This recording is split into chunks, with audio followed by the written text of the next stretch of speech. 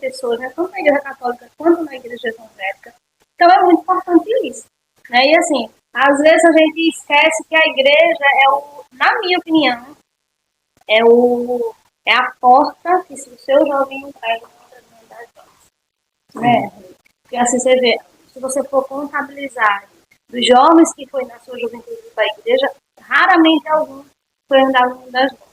Né? O jovem que vai para a igreja, a criança e o jovem que vai para a igreja, seja ela evangélica ou católica, aquela igreja que confessa Jesus como Salvador, esse jovem ele não vai para o mundo das drogas, é muito raro, muito difícil.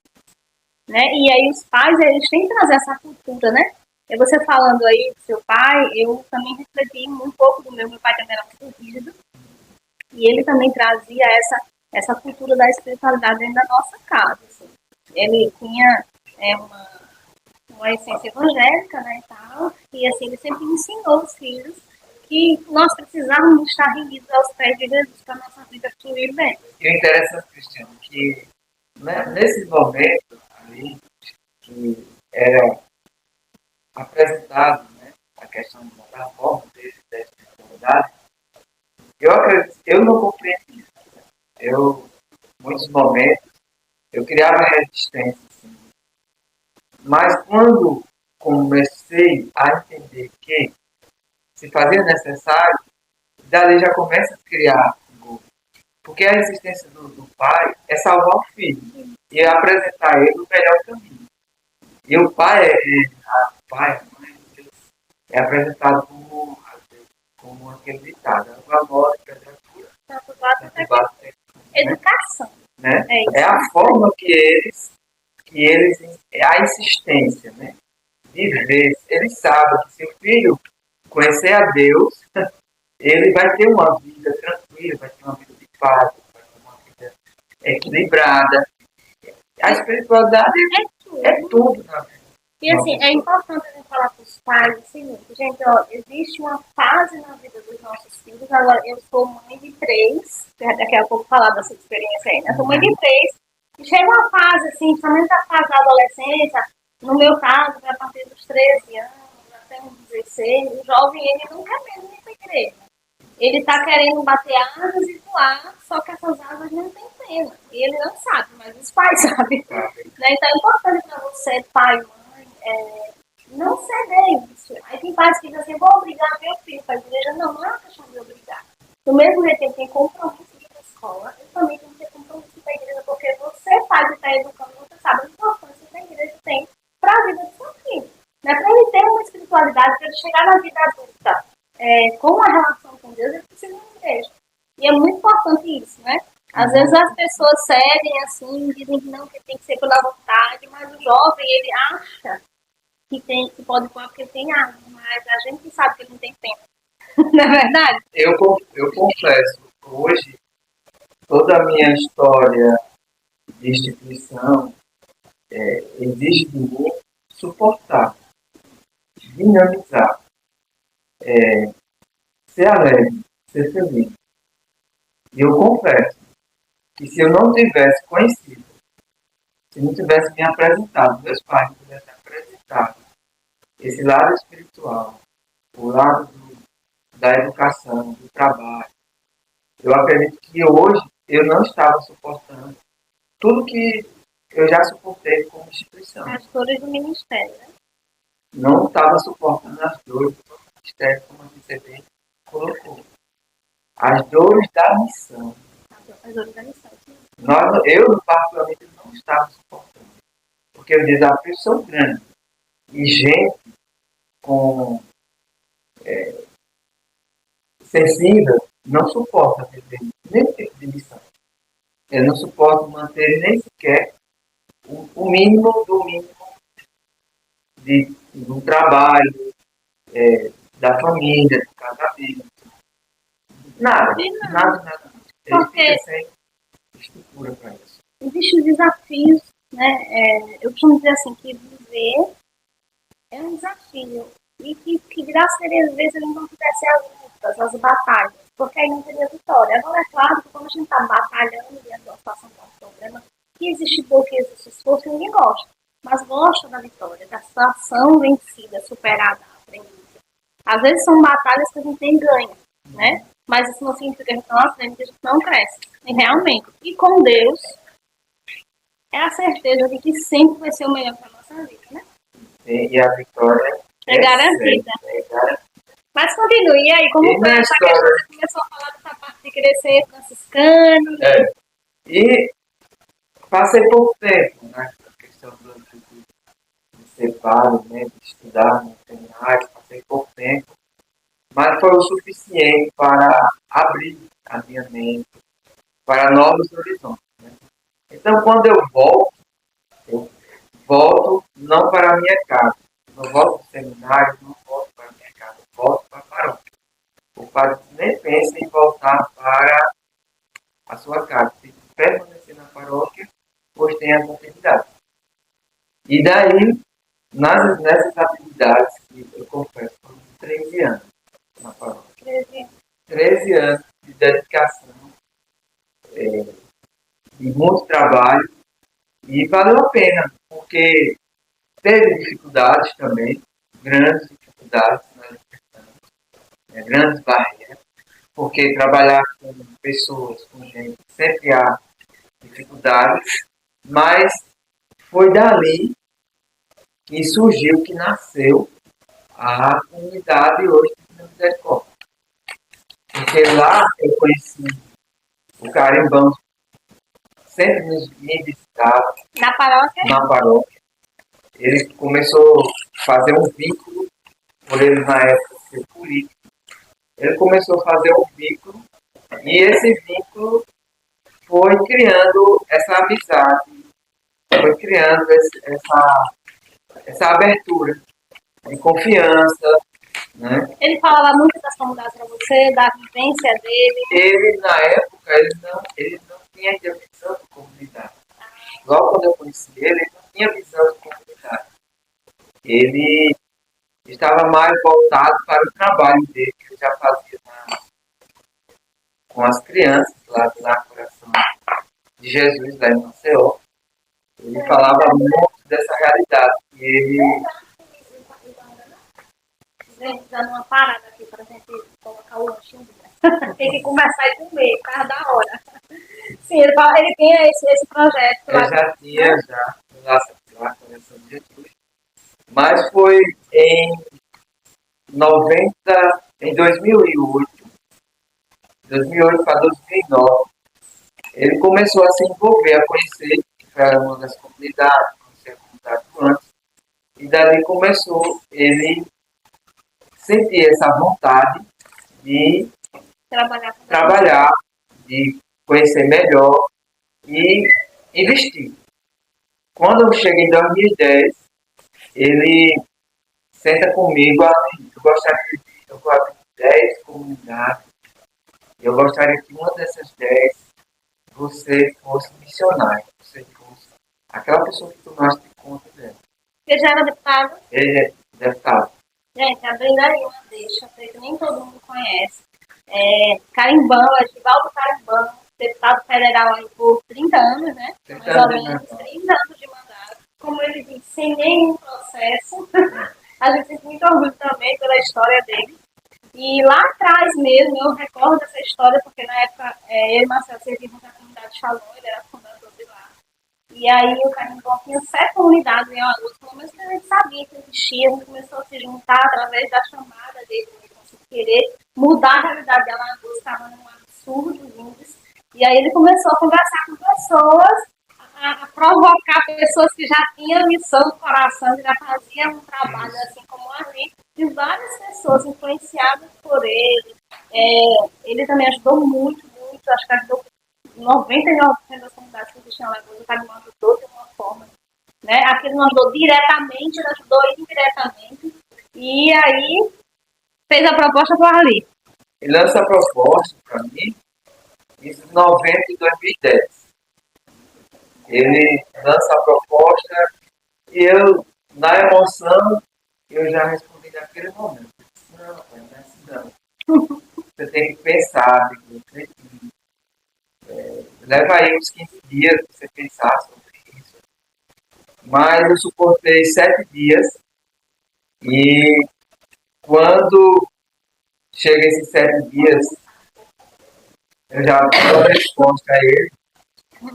E é interessante que, já que você deu a resposta... Sua resposta foi negativa? Positivo. Ah, tá. Porque no primeiro dia já senti que eu tinha sido positivo. Ah, sim. Com 7 dias foi mais positivo ainda. Sabe, já sei que você é decidido mesmo. Certo? Estou decidido. Então, agora eu vou lançar outra proposta. Você vai morar na comunidade por uns 10 dias. Para você sentir o calor, sentir a realidade do que é dependente, do que é ter uma comunidade, do que é uma instituição. E assim eu fui. Cheguei numa segunda, quando foi na sexta-feira à tarde. Uma semana.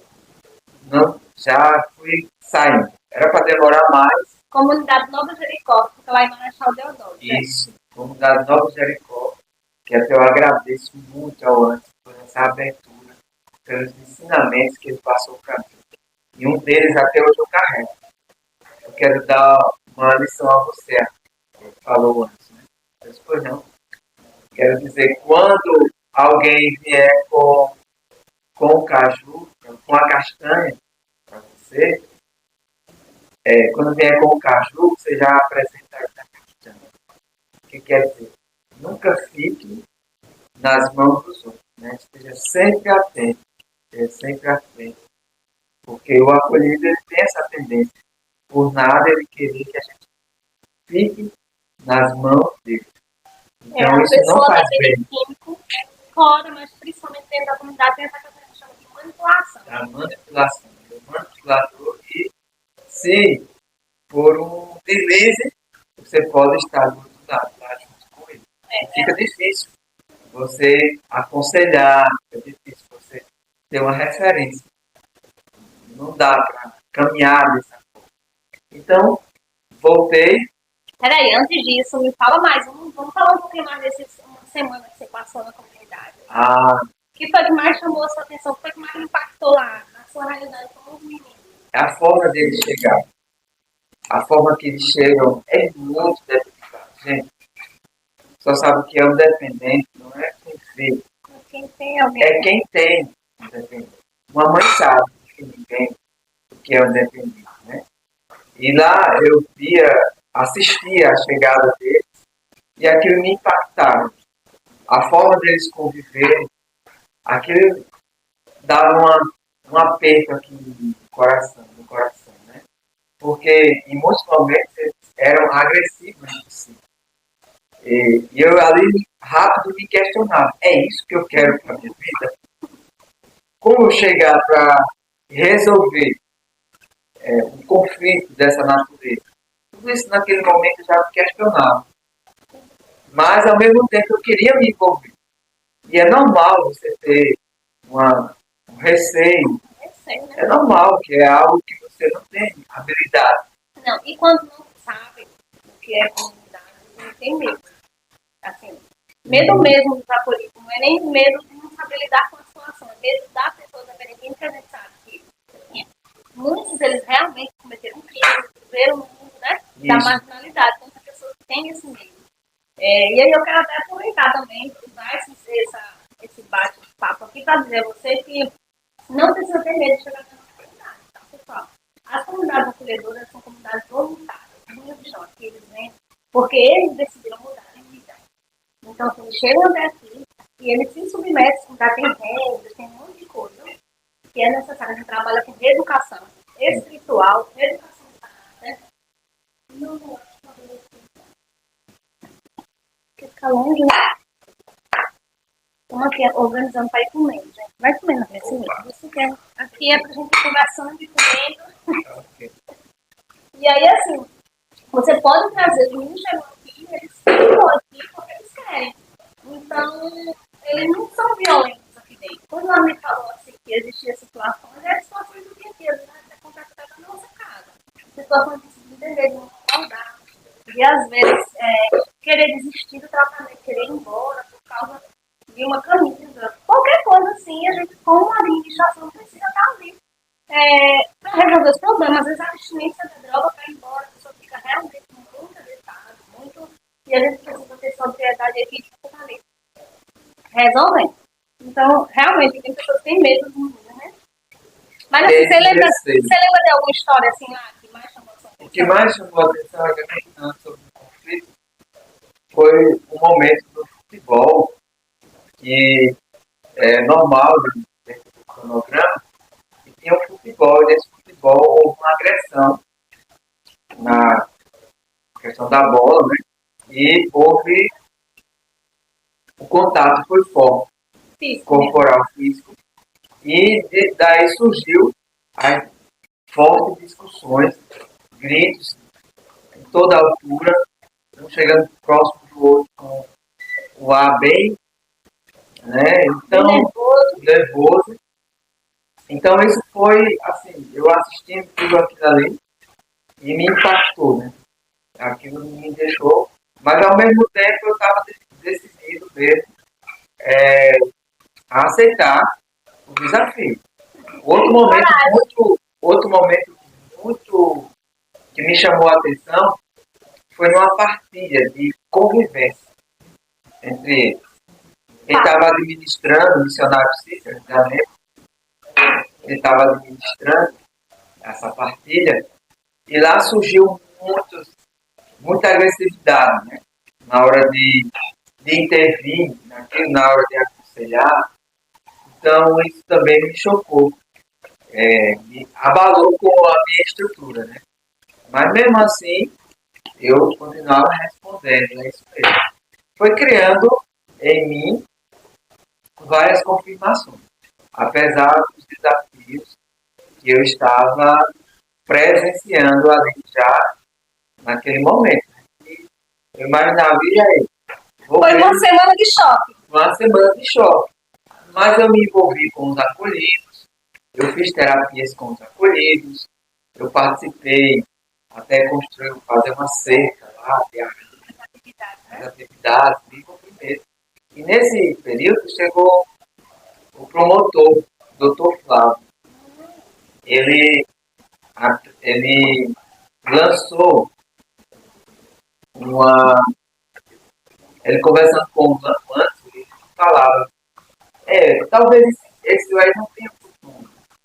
Porque colocar para ser presidente uma criança, um jovem, isso é jovem. Sim, isso é jovem. Isso não tem como administrar uma instituição de muita responsabilidade. E eu aqui escutava de longe tudo aquilo e silenciei. Aquilo não foi me definir as minhas decisões. Então foi uma experiência ímpar. E está marcado, está registrado na minha vida. Foi o seu curso de uma semana. Foi um curso de uma semana. Quando eu falei para o Caribão que eu estava contando, que eu estava na época, ele disse, ali é pouco demais. Eu disse, irmão, tá ótimo, vamos em frente. Então, foi uma história belíssima. Então, começa a surgir já a preparação ali. Depois dessa experiência, começa a surgir já a organização documental. E aí é onde começou a pesar. Que até hoje eu agradeço a doutora Saleta, uma mulher, parabéns pelo seu coração, pela sua abertura. Ali foi uma pessoa ímpar naquele momento. Muitas pessoas marcaram o início da minha... Deus levanta, né, pessoas para levanta pessoas. E o Carimbão, assim, indicando, que eu não conhecia essas pessoas. Mas ele aí foi indicando, vai até fulano, vai até ciclano. E eu sempre ativo e correndo atrás.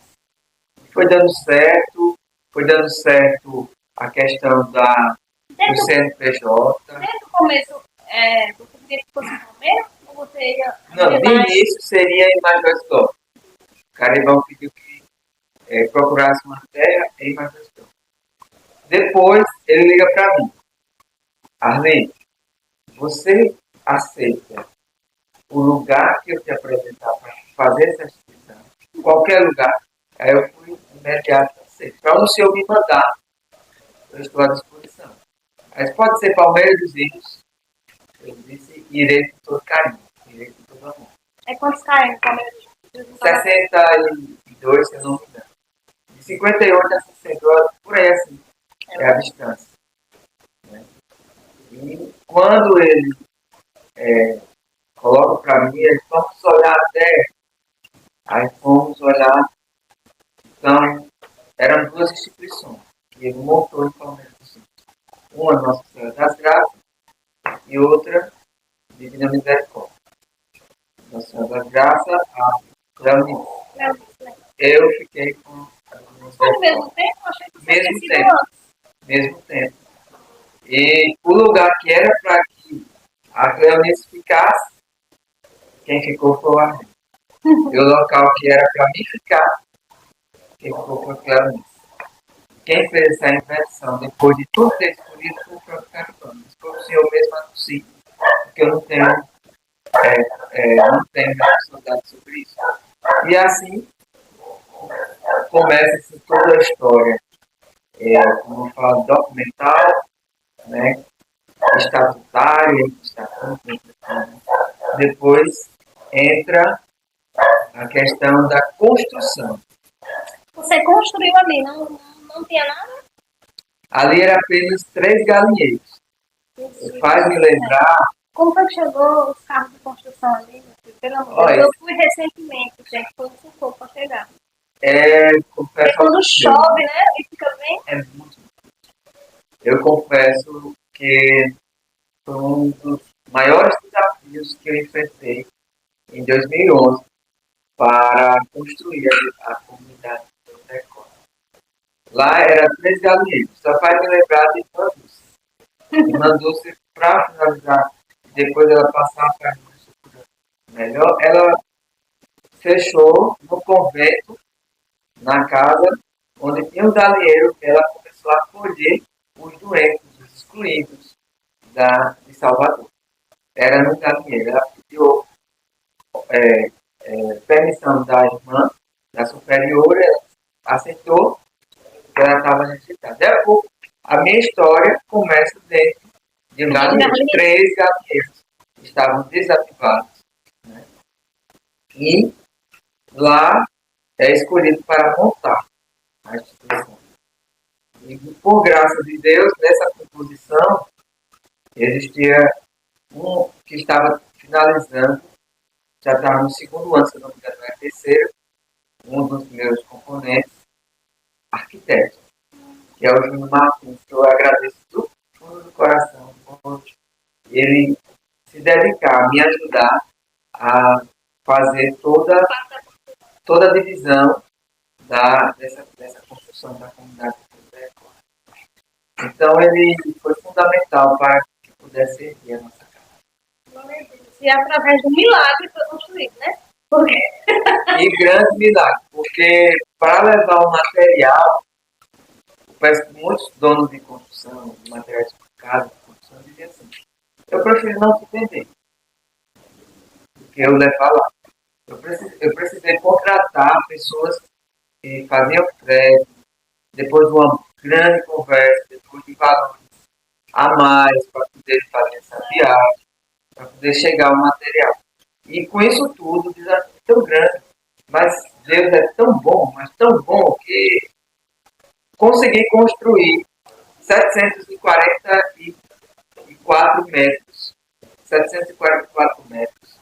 Conseguimos construir em 3 meses e meio, mais ou menos. Em 3 meses e meio, mais ou menos. Nós conseguimos. Milagre atrás de milagre. Milagre atrás de milagre. Era caminhão atolando, trator, desatolando, mas o material chegando aos poucos. Chegando. E graças a Deus conseguimos construir esta casa. Lá, a Divina Misericórdia, ela pode. Tem espaço para acolher quantos acolhidos? Nosso espaço lá, ele é para acolher 40 acolhidos. Nosso espaço.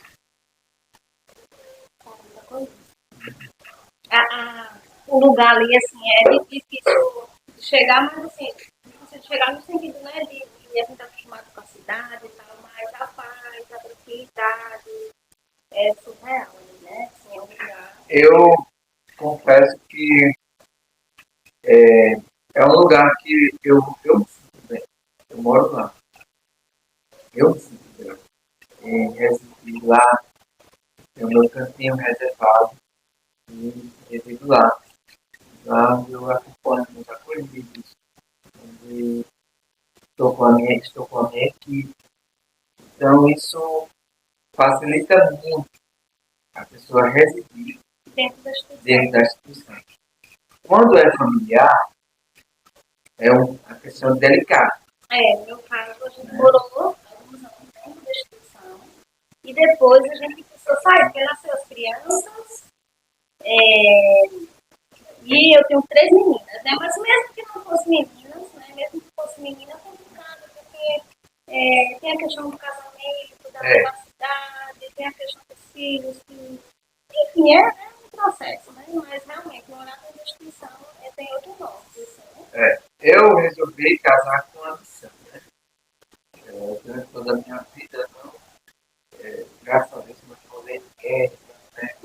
Raso, isso, não vai vir para mim para me pagar nenhum tipo de pensão. Graças a Deus, então. Então, tem pessoas que têm um próprio celibato, né? tem pessoas, é difícil você se expor da forma que eu me exponho para a sociedade, até mesmo para os próprios acolhidos. Então, é muito questionamento, muitos questionamentos. Mas o apóstolo Paulo também teve a mesma direção que você. Ele optou pelo celibato e pelo ministério. Ele era casado com o ministério dele. Mas muitos não é compreendido. Mas quero falar que quem escolhe uma missão não é para ser compreendido pelo mundo. Você está respondendo um chamado de Deus. Que Deus compreenda. Exatamente. Por exemplo, eu, nessa caminhada, eu não estou fazendo a minha vontade. Tem muitas coisas que poderiam ser a minha vontade, mas não é a minha vontade. Estou fazendo a vontade de uma missão. Amigo, quando você iniciou a comunidade, você decidiu morar e de vencer em Palmeiras e tal, como foi a sua família receber isso, né? Porque uma coisa é você estar lá na igreja, estava mais próximo, né? próximo, né? Quando a gente diz que vai trabalhar com dependência, as pessoas se assustam, porque é uma loucura. Né? Como foi as pessoas receberam isso? Não só a sua família, mas as pessoas que faziam parte, né? Quando eu recebi esse convite, eu fui consultar vários casais, pessoas que eu tenho referência na cidade, sentei com eles, apresentei o projeto, e confesso, muitos me apoiaram, outros ficaram receosos, tanto que agora é recente, um casal, o esposo me deu todo o apoio. Já a esposa, por mim você não deu. Eu gosto muito de você e eu imagino que você pode sofrer muito. Então, eu segurei a primeira. Foi a força que o esposo dela passou para mim. E aí segurei. E a minha família, ela já percebia que eu estava muito envolvido na igreja. Muito envolvido. Nós se encontrávamos, às vezes, assim, na igreja, nos encontros da igreja.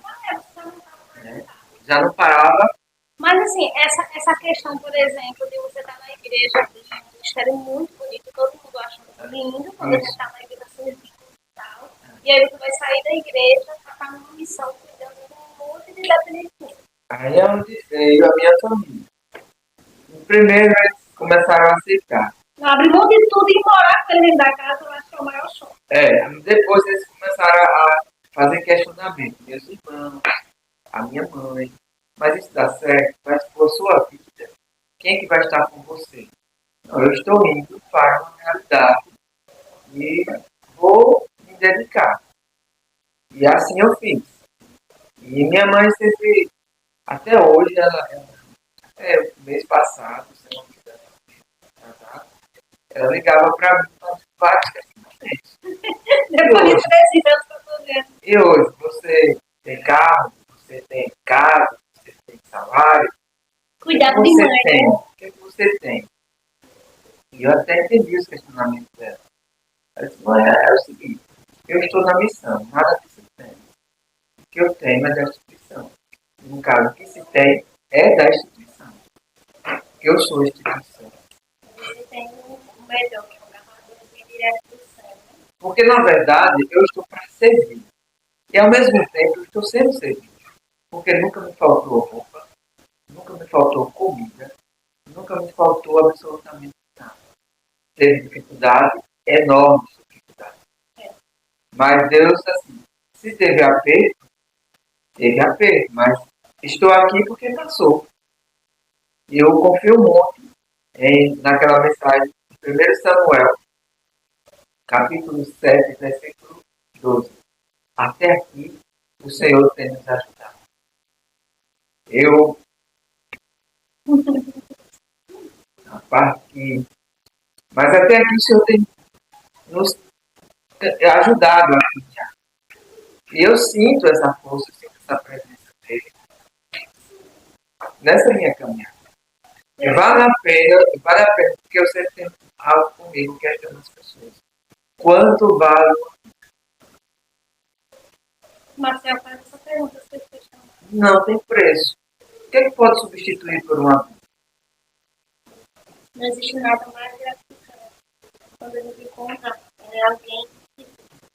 Desde que você também viu isso, a gente está na igreja há 16 anos, mas o Marcel tem uma história antes. Às vezes a gente passa 10 anos e encontra uma pessoa e essa pessoa está casada, trabalha no restaurante, às vezes é funcionário de uma grande empresa. E é uma coisa sobrenatural. Simplesmente não dá para explicar. Inclusive, o nosso próximo convidado, eu vou convidar uma pessoa que está há aproximadamente 13 anos de vida. Ele é ex-acolhido aqui da comunidade. Eu espero mudar. Eu estou dando já spoiler, não pode.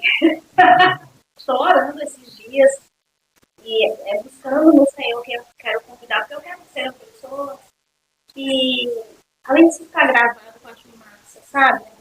Daqui a 15 anos, as pessoas vão poder acessar a tua história no YouTube. A história ministerial, o que Deus usou você para fazer, aquilo que você precisou sacrificar. Eu tenho certeza que tem jovens aí da igreja que podem estar em dúvida sobre o seu ministério e ouvindo o nosso podcast, ouvindo a sua história, eles vão testificar no coração do que Deus quer. E eles vão saber que, às vezes, a gente tem necessidades, dificuldades emocionais, existem outras coisas que a gente vai compartilhar, mas só o saber que na nossa pequenez o Senhor nos usa para mudar a vida de pessoas. Né? E aí esse rapaz mesmo que eu espero que ele possa estar conosco aqui, é alguém que o meu coração assim, ele se alegra, esborra, não dá para definir a emoção, o sentimento, porque não é uma emoção, quando a gente encontra alguém. E aí, que está ano limpo, e a pessoa dizer assim, olha, eu estou vivendo isso, eu tenho a minha empresa, inclusive esse rapaz já tem a empresa dele, e eu vou ter com a minha esposa e tal, e isso foi graças ao que eu sempre lancei na instituição, porque você usou uma palavra para me abençoar. Isso é impagável. É impagável. Tem um rapaz que foi, eu costumo dizer, o meu ministério foi forjado através da vida dele. Ele era menor de idade, doutor na época era da fase da infância, determinou que ele viesse com a gente, mesmo naquela época não tinha aquela definições. E o ministério foi forjado através da vida desse menino. Mas com uma ligação tão especial, hoje ele mora em São Paulo, e todas as vezes ele vem da Alagoas, que a filha dele é de São Miguel, ele faz questão de vir aqui. A última vez que ele veio aqui, ele tinha uma menina de 8 anos. Aí disse assim, né? Ele tem eu acho que ele tem 17, eu tinha 23. Então, assim, uns 8 anos mais velho só. E aí, quando ele chegou com a filha dele, ele disse assim, eu pensei sua avó, mas eu achei tão gratificante. E como? E aí, mandou pra mim. Você passa melhor. Essa é a diferença. Você está espiritualizado, você está focado na palavra de Deus, você tem um pouco dessa vivência espiritual dentro dos meus pais. Né? Então, foi fundamental ele para hoje eu estar onde eu estou, com quem eu fico lembrando no Brasil. Tipo, eu fui treinado para viver o que eu estou vivendo. Emocionalmente, como foi assim para você as primeiras semanas? sei se é com relação ao medo, mas com relação à perda, porque quando a gente recebe o capolito aqui, o que algumas pessoas não sabem, a gente tem vínculos emocionais com ele, a gente passa amado. Você é tão vivo nisso que chegou a adotar uma pessoa como seu filho, mas no geral, assim, a gente tem um vínculo. Então, emocionalmente, você perde, a gente perde quando a gente sabe que eles foram mortos, né? Depois, tem algumas pessoas que não concluem o tratamento, ou que não conseguem ficar de pé, recai e volta para o mundo das drogas, e às vezes é morto, isso já é um impacto, porque até hoje, não sei você, mas eu não consigo me acostumar. Né? Todas as vezes que eu sei da notícia que a pessoa foi morta, aquilo ali para mim ainda machuca muito, eu não consigo, assim, aquela tristeza. Imagine dentro da justiça. Né? Como foi, assim, as primeiras semanas emocionalmente para você? Eu confesso assim, eu fiquei um pouco congelado, né?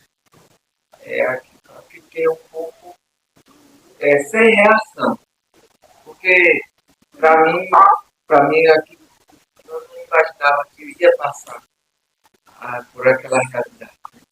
Apesar que eu já tinha passado muitas dificuldades, mas a essa altura, então foi doído. Mas é como eu falo, a fé,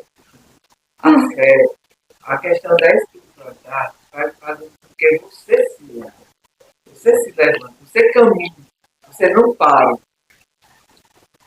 Mesmo que seja duro, mesmo que seja pesado. E foi essa força vindo de Deus que foi me levantando aos poucos. Ora, os problemas estavam na minha frente, as realidades estavam, novas realidades estavam na minha frente. E quem tinha que responder? Quem tinha que enfrentar? O amigo. Logo, a gente precisava, ou bem ou mal, resolver. E parar, ir em frente. Né? Você vê, encarar aquele problema.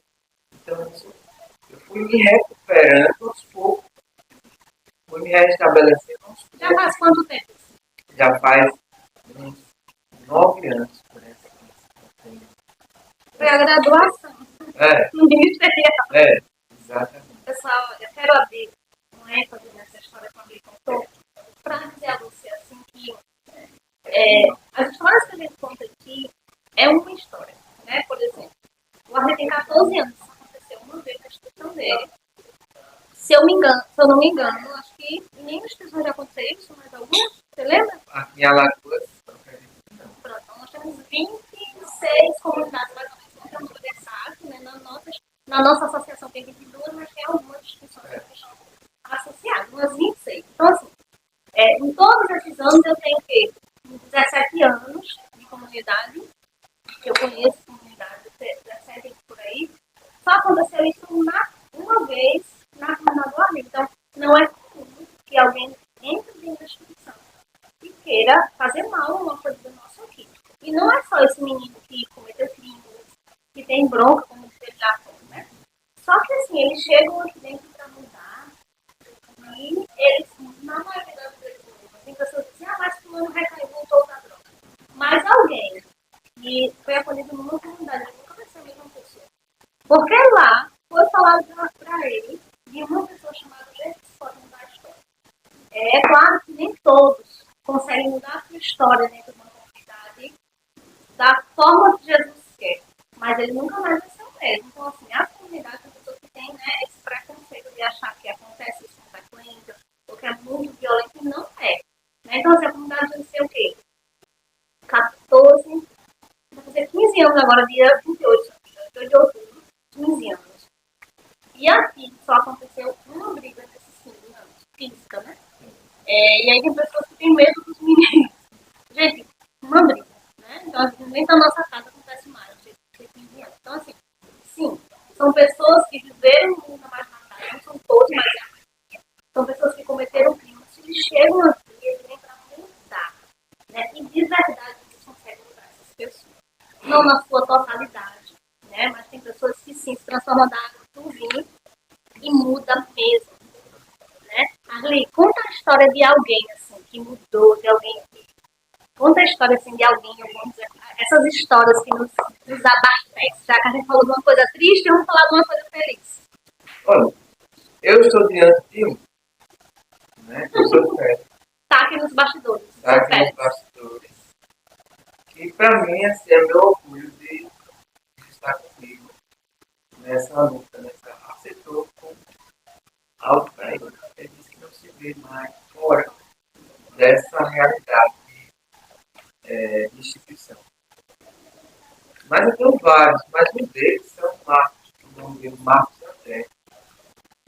Há 13 anos ele chega, ele é de Palmeiras, ele chega para ser acolhido lá na instituição e ele chega lá de manhã, a mãe, a cunhada, a esposa vai buscar ele, porque lá ele não queria que ficasse lá.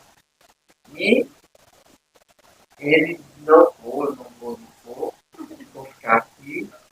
E terminou interferindo. Eu disse, mãe, deixa ele aqui. Deixa ele aqui comigo. Não sabia nem o que estava falando, mas falei. E foi o suficiente para ele permanecer os 6 meses. Desculpa, de tratamento.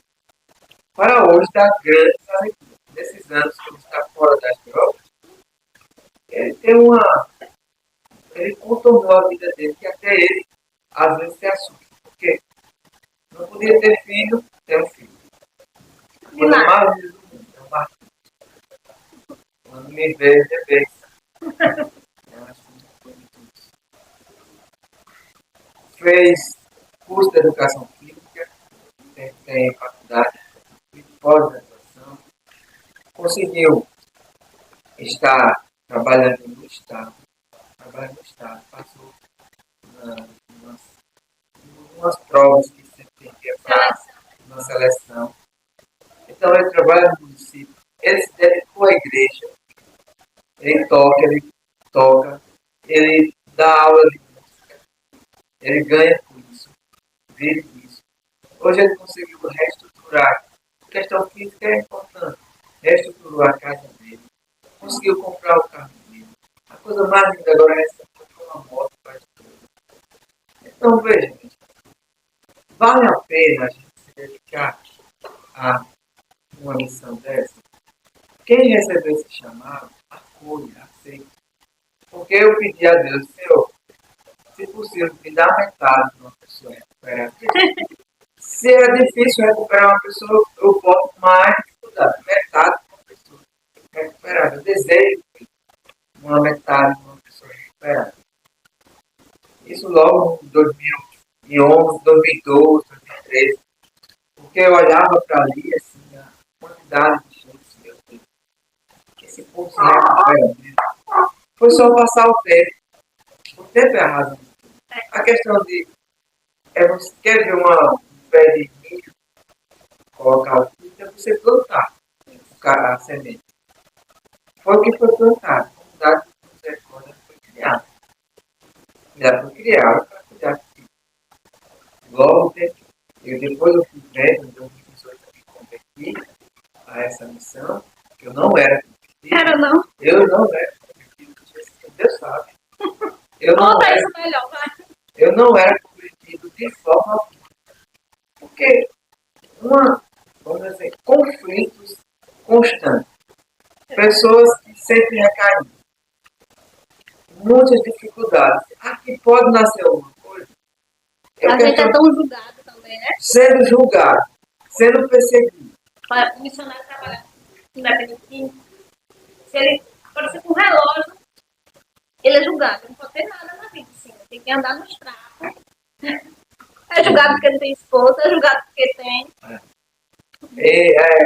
É julgado por diversas formas. Então aí começa o meu conflito, as minhas inquietações. Passei mais ou menos de 2011 para 2018, me ajudei. Então, até 7 anos eu fiquei.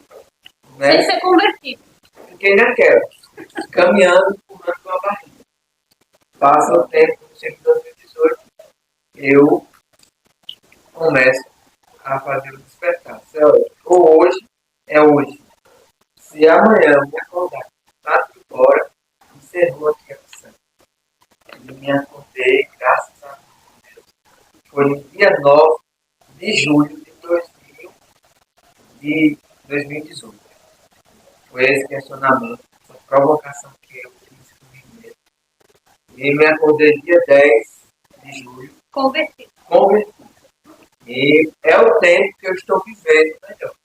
É o tempo que eu estou caminhando, mas com facilidade. Né? Sempre dando graças a Deus por todos os dias. Quando vem um problema, o seu Félix chega para mim com uma situação, com um problema, eu olho para o que ele escuta, vê, e obrigado com ele. Às vezes está tão sério. Meu Deus. O homem chegou com tanta seriedade e eu tratando como se fosse algo. Mas é a visão que ele tem, que é normal.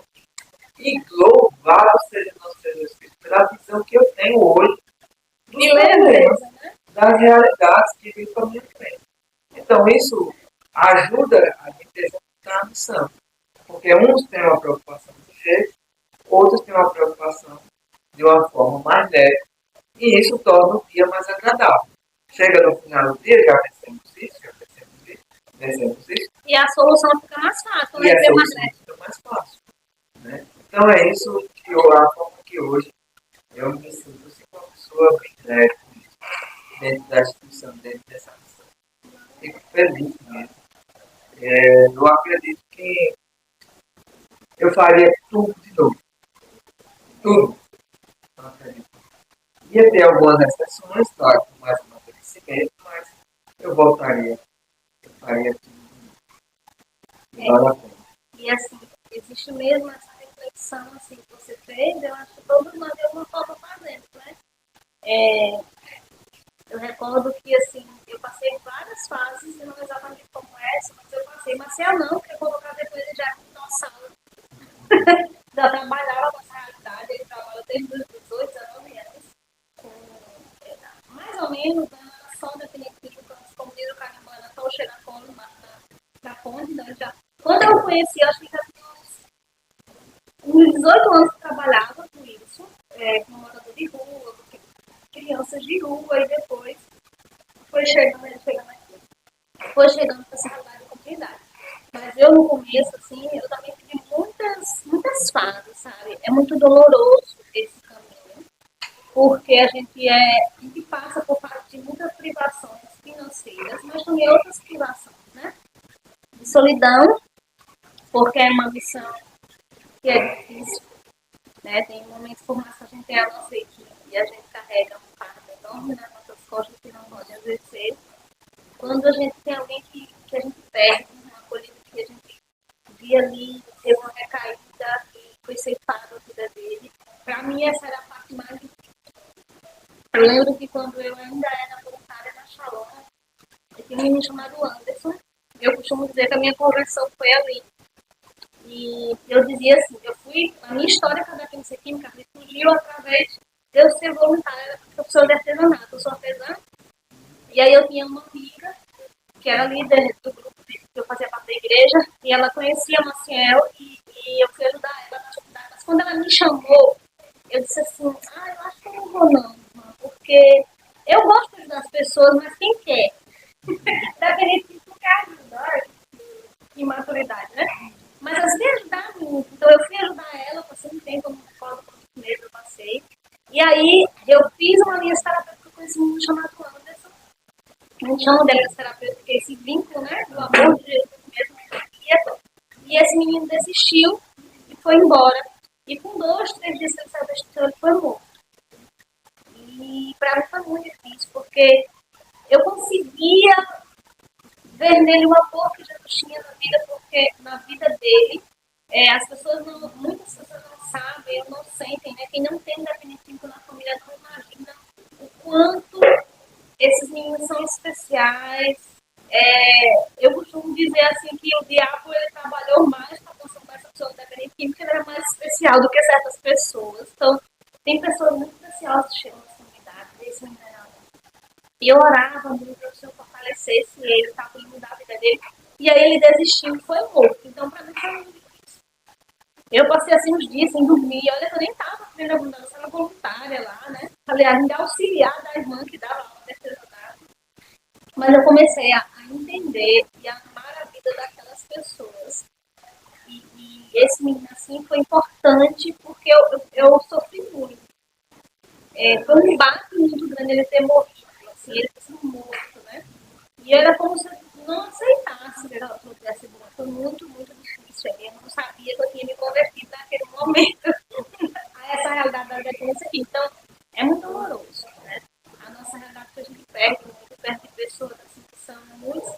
A gente sabe que Jesus gostaria de mudar a vida dessa pessoa e, infelizmente, depende da vontade dele. Existe essa dificuldade da vida. Eu vejo também uma outra coisa que a gente passa, falando de dificuldade, é também, por exemplo, você está fazendo uma missão e às vezes você é interrompido. E muitas vezes eu fui interrompido na minha missão, às vezes para responder algo que às vezes você ser colocado no Ministério do Trabalho, pessoas que você acolheu, ajudou, né? E às vezes aquela pessoa por usar a má fé, elas às vezes querem fazer aproveitamento, né, dessa missão. Às vezes, muitas vezes colocou a instituição da justiça, mas Deus sempre à frente. Em todos os casos, nós conseguimos um desfecho que foi possível, viável, a gente finalizar. Então, eu fico muito feliz, porque dói, mas aquela dor não permanece. Eu acho interessante quando você está envolvido com Deus. As coisas acontecem, porque o inimigo é sujo, como diz. Né? Mas Deus é mais. Né? O que é de Deus, ele vai sempre cuidar. A mão dele vai estar sempre assim, para que aquilo que o inimigo às vezes quer manchar, ele pode até dar alguns fiascos, sujar um pouquinho ali, mas logo será limpo. Né? Então, esses casos doeu muito, mas a gente sentiu, um pouco laço um pouco caído, né? Mas logo a gente supera. Hoje não é mais como aquilo que está dentro do nosso coração, corroer. Hoje é um assunto que está lá escrito que não se apaga. Mas que tem que se respeitar, viver e tocar a vida para frente. E Deus sempre traz a solução, né? E Deus sempre mostrando. A nossa consciência tranquila, porque Deus traz a solução. Caminhando, sempre aberto para um novo dia. Eu digo sempre, nós tudo o que puder fazer hoje, faça, porque amanhã já temos problemas de amanhã. Vamos tentar fazer o que puder hoje. Ali, nós já estamos encerrando. Passou tão rápido. 2 horas, passa rápido. Já estamos aí chegando em 2 horas de conversa. Que coisa boa ouvir essa história. Eu sei que a gente passaria aqui mais umas 5 horas tranquilamente, né? E assim, foi um prazer ter você aqui. Mas aí, antes de eu finalizar, eu queria que você voltasse aí para o nosso público que vai estar ouvindo e dessas suas palavras finais. Primeiro eu quero agradecer àqueles anos que eu conheço o Marcel. E essa oportunidade de deixar registro é sempre muito importante para todos nós, comunidade, para pessoas que se recuperaram. Isso é muito importante. Cris, parabéns do meu coração pela sua ideia, por estar colocando em prática essa oportunidade, dando oportunidade a outras pessoas a fazer seus registros, né? Ajudar outras pessoas a se recuperar, quem sabe ajudar, né? Quem sabe pode nascer alguém que queira se envolver com essa missão, né?